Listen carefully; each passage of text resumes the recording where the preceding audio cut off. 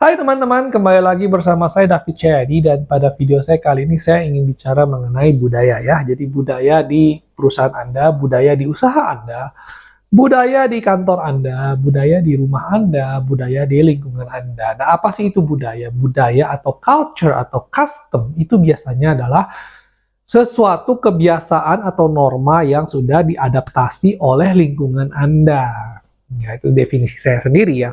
Nah, jadi saya kasih contoh saja, kalau dalam sebuah perusahaan misalnya, ada budaya untuk merayakan ulang tahun setiap staf. Jadi kalau setiap staf lagi ulang tahun itu selalu ada kebudayaan, semua orang patungan, beli kue, ucapkan selamat, ya mau ada surprise sedikit, mau ada sedikit break, mau ada sedikit pesta perayaan kecil. Nah, itu namanya kebudayaan, kebiasaan, bukan kebudayaan ya, tapi lebih cocoknya tuh kebiasaan, karena budaya itu adalah suatu bahasa yang sedikit menurut saya kurang pas ya. Kalau orang bilang budaya itu budaya kita itu sungkem, nah itu budaya. Tapi kalau ini misalnya itu kebiasaan, kebiasaan kuat yang mengakar jadilah seperti kebudayaan.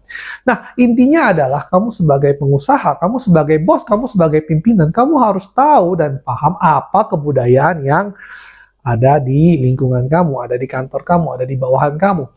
Kalau misalnya mereka punya kebudayaan, kebiasaan lah ya, saya nggak akan bilang kebudayaan lagi. Kebiasaan, kalau misalnya kebiasaan di kantor ini adalah kalau salah itu ditutup-tutupi.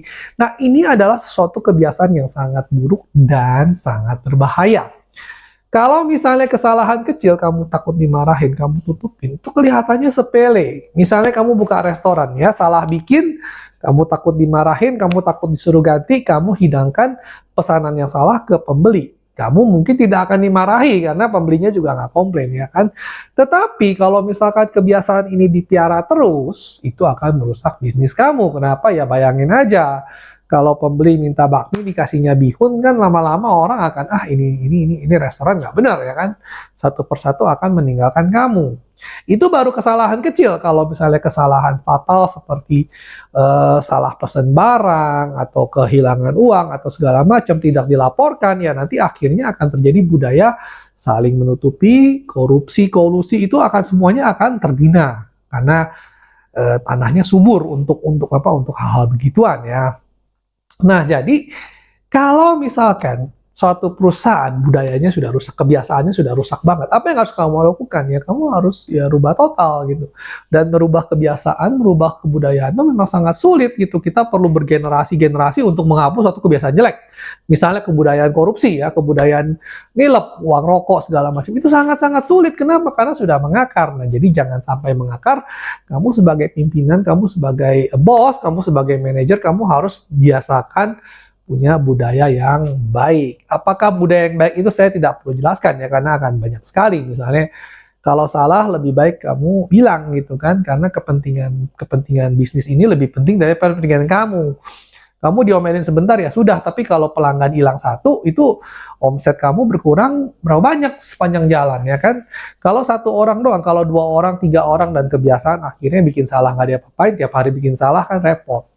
Nah, jadi itulah ya, kamu sebagai pimpinan, kamu sebagai pemilik, kamu harus aware sekali gitu loh. Ini kebiasaan kantor saya tuh gimana? Apakah kebiasaannya menganggap remeh? Apakah kebiasaannya kasar sama pegawai, sama sesama pegawai? Apakah kebiasaannya sudah joke-joke yang berbau sexual harassment, berbau sara itu dibiarkan di sini? Nah, itulah kita harus proaktif dan kita harus bukan cuma proaktif, kita harus aktif, kita harus merubah semua kebiasaan-kebiasaan buruk yang ada di lingkungan kita. Tentu saja saya sebagai pimpinan ya, saya bisa gitu ya, karena saya punya kuasanya. Tapi kalau saya sesama pegawai mungkin sedikit sulit gitu ya. Nah, itulah sebabnya seorang pimpinan yang bijak, seorang manajer yang bijak, dia tuh harus aware dan dia juga harus mengayomi, melindungi semua pegawainya. Jangan sampai kamu takut untuk merubah sesuatu, jadi akhirnya kamu yang dikontrol sama kebiasaan-kebiasaan buruk tadi. Jadi ngerti ya, paham ya, sekali lagi kalau misalkan kamu harus merubah kebiasaan-kebiasaan buruk yang ada di lingkungan kamu supaya diperbaiki.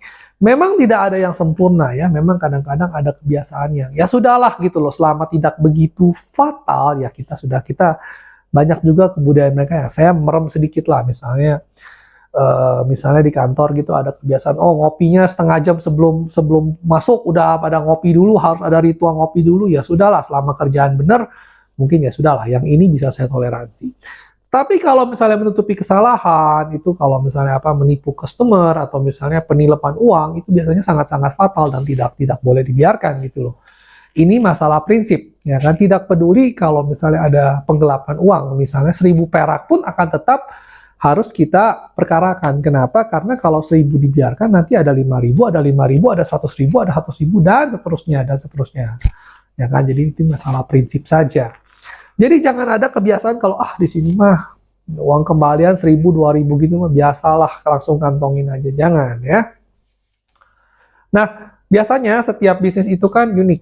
Setiap bisnis itu ada kebiasaannya masing-masing, ada yang fatal, ada yang nggak fatal. Itu setiap usaha pasti punya karakteristiknya masing-masing. Tetapi ingat ya, kita tetap penting untuk memelihara budaya dan kebiasaan di kantor kita. Oke, sekian dan terima kasih telah menonton. Kalau Anda suka tolong di like and subscribe. Masih banyak lagi video-video saya seperti ini juga. Oke, terima kasih.